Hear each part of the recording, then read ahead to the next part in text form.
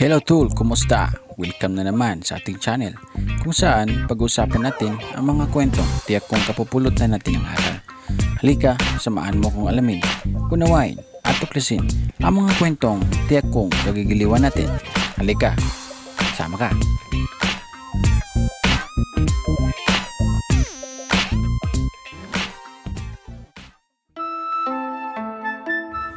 Alam kong marami ka nang narinig na kwento patungkol sa ating pambansang bayani. Alam kong marami na ring mga haka-haka patungkol sa kanyang naging buhay. Marami ang espekulasyon, ngunit ang ating pag-uusapan ngayon ay hindi patungkol doon. At ito ay patungkol lamang sa kanyang mga kapatid at kung ilan sila at kung ano ang kanilang mga naging buhay. Ngunit bago natin pag-usapan ang mga kapatid ni Rizal, ay pag-usapan muna natin ang mga magulang ng ating pambansang bayani. Francisco Ingracio Rizal Mercado y Alejandro II. Si Francisco Mercado, mga tol, ay ama ni Dr. Jose Rizal at ipinanganak noong ika-11 ng Mayo 1818 sa Biñan, Laguna. Siya ang pinakabata sa 13 anak ni Cirelia Alejandro at Juan Mercado. Nag-aral siya ng Latin at Filosofiya sa Kolehiyo de San Jose ng Maynila. At dito niya nakilala ang ina ng ating pambansang bayani na si Teodora Alonso Realonda na doon din nag-aaral. Binuhay niya ang kanyang pamilya sa pamamagitan ng pagtatanim ng palay, tubo at iba pang mga pananim.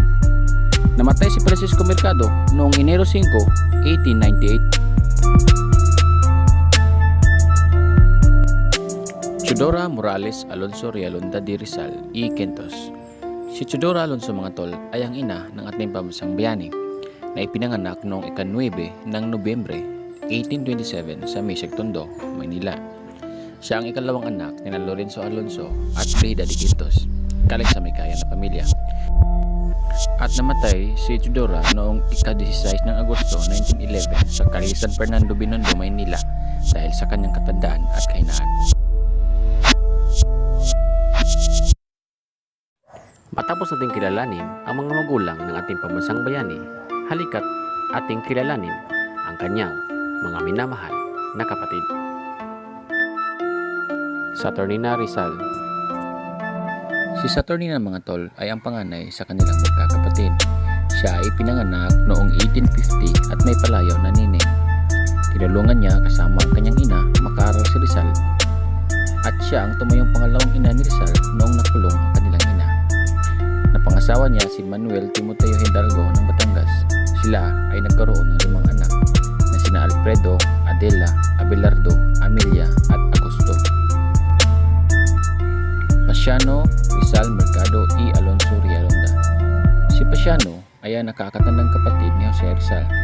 Ipinanganak noong Marso 9, 1851 sa Calamba, Laguna. Siya ang pangalawa sa 11 magkakapatid. Inaalagaan niya si Jose Rizal at tinutulungan nang siya ay makarating sa Europa. Habang nasa Europa si Jose, ay pinapadala niya ng pensyon at sinusulatan niya para mabalitaan si Jose tungkol sa mga nangyayari sa Pilipinas at sa kanilang pamilya. Nag-aral si Pasiano sa Kolehiyo de San Jose sa Maynila. Naging guro at kaibigan niya si Padre Jose Burgos. Sumali at sinuportahan ni Pasiano ang propaganda movement. Sinuportahan din niya ang katipunan sa pagkuha ng mga miyembro galing sa Laguna.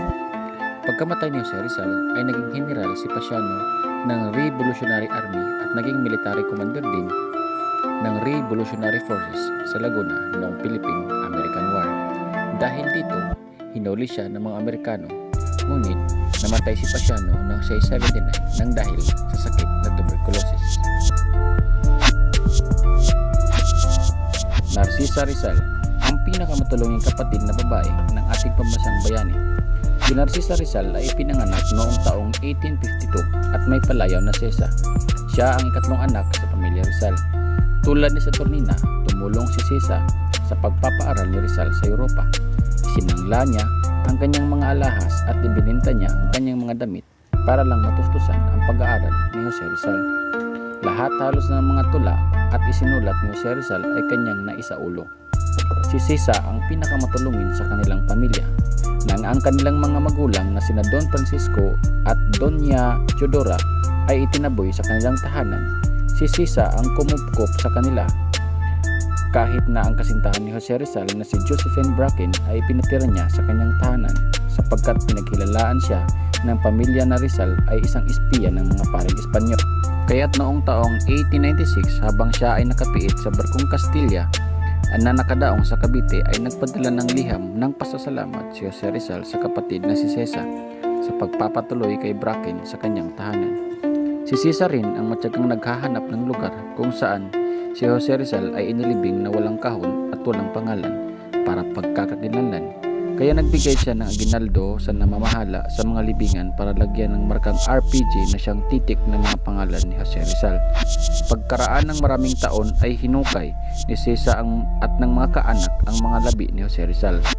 Si Sisa ay kinasal sa kay Antonio Lopez, isang guro at musikero mula sa Murong Rizal. Dahil sa pinatira nila ang mga magulang ni Sisa at Jose Rizal sa kanilang tahanan, sila ang pinuntiryan ng mga Espanyol. Tinakot siya na ibabalik sa pinanggalingan at sinira ang kanilang tahanan. Si Narcisa ay sumakabilang buhay noong 1939. Olympia Rizal. Si Olympia ay ang ikaapat na anak sa pamilyang Rizal.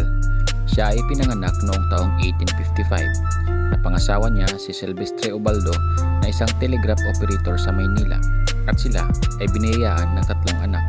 Ngunit ito rin ang dahilan ng kanyang kamatayan noong taong 1887. Lucia Rizal, kahati sa mga paghihirap ng bayani. Si Lucia Rizal ay ipinanganak noong 1857 at panglima sa pamilyang Rizal. Siya ay kasal kay Mariano Herbosa ng Calamba, Laguna. Siya ay pinagbintangan na nagsulsol sa kanyang mga kababayan na huwag magbayad ng upa sa kanilang mga lupa.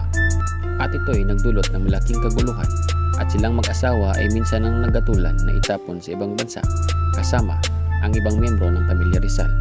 Si Mariano ay namatay sa sakit na kolera noong Mayo 1889. Hindi siya binigyan ng isang burol Katoliko sa kadahilan ang hindi siya nangopisal mula nang ikasal kay Lucia. Sa artikulo na sinulat ni Jose Rizal na La Solidaridad una Propanación ay binatikos niya ang mga pari na tumangging ilibing sa maayos na libingan ng isang mabuting Kristyano sa kadahilanan lamang na siya ay bayaw ni Jose Rizal.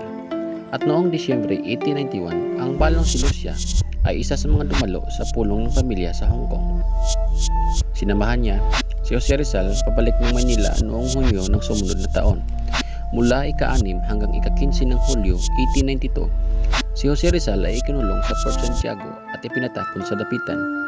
Pagkatapos sa tahi-tahing kasinungalingan na may mga babasahin laban sa mga pari na nakuha sa mga bagahe ni Lucia. Maria Rizal. Siya ay pinanganak noong taong 1859 at ang pang-anim at nakakatandang kapatid ni Jose Rizal. Ang asawa niya ay si Daniel Faustino Cruz na galing sa Binyan, Laguna. Sinasabi na si Maria daw ang kinausap ni Jose noong panahon na gusto ni Jose na pakasalan si Josephine Bracken. Namatay siya noong 1945. Concepcion Rizal, ang unang pagdadalamhati ng bayani. Siya ang binansagang konsya ng kanyang mga kapatid at kaanak. Si Concepcion Rizal ay pinanganak noong 1862 at namatay sa edad lamang ng 3 taong gulang. Noong 1865, siya ang pangwalo sa 10 magkakapatid. Sinasabing sa lahat ng kapatid na babae ni Jose Rizal ay si Concha ang pinakapaborito sa lahat. Josefa Rizal. Si Josefa Rizal ay ang ika-9 na anak sa pamilya at siya ay pinanganak noong taong 1865. Si Josefa ay kilala rin bilang si Panggoy. Noong si Rizal ay nasa Europa, siya ay nagsusulat ng mga mensahe. Siya ay nagsusulat para kay Josefa na ang laman ay papupuri niya sa kanyang mga kapatid dahil sa kanyang kaalaman sa Ingles. Si Rizal ay nagsusulat din ng mga mensahe tungkol sa 20 pesos ngunit ang 10 doon ay para dapat sa loto. Siya ay nagkaroon ng sakit na epilepsy ngunit sa kabila ng kanyang sakit ay nagawa niya na sumali sa katipunan at maging isang katipunera. Si Josefa ay nahalal bilang pangulo na babae sa katipunan. Isa siya sa mga orihinal na miyembro ng katipunan kasama sila Gregoria de Jesus. Siya ay namatay nang walang asawa o anak sa taong 1945. Trinidad Rizal ang katiwala ng pinakasikat na tula ng ating pambansang bayani. Si Trinidad Rizal ay kasampu sa magkakapatid na Rizal. Siya ay pinanganak noong taong 1868 at namatay noong 1951. Ang palayaw niya ay Trining at siyang tagapagtago at tagapagpamahala ng pinakahuli at pinakatanyag na tula ni Jose Rizal. At noong Marso 1886, siya ay sumulat kay Jose Rizal at isinalaysay ni Rizal ang mga babae sa Aliman ay masisipag mag-aral. Pinayuhan niya si Trining na habang bata pa ito ay dapat magbasa ng buong puso.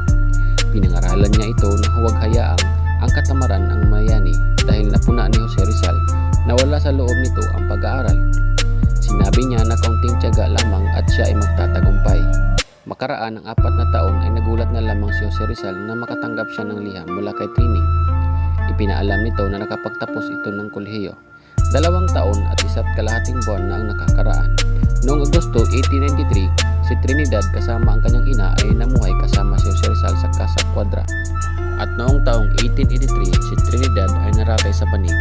5 buwan mula Abril hanggang Agosto, pabalik-balik ang kanyang lagnat at dinapuan pala siya ng sakit na malaria.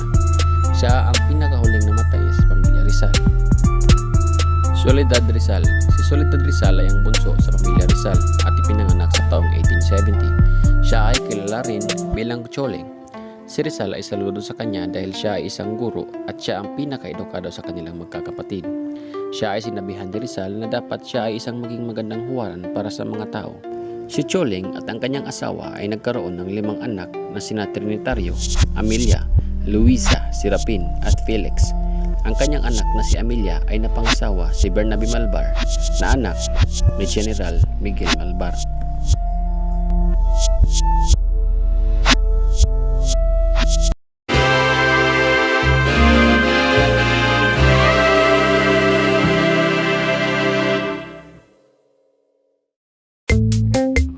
Maraming salamat mga tol sa inyong pakikipanood sa ating video. Huwag kalimutang mag-like, share at subscribe sa ating YouTube channel. At kung bago ka lang dito, huwag mo naman kalimutang pindutin ang notification bell at subscribe button para lagi kang updated sa mga bagong videos natin. Ito po ang inyong lingkod. Walang iba. Papasan.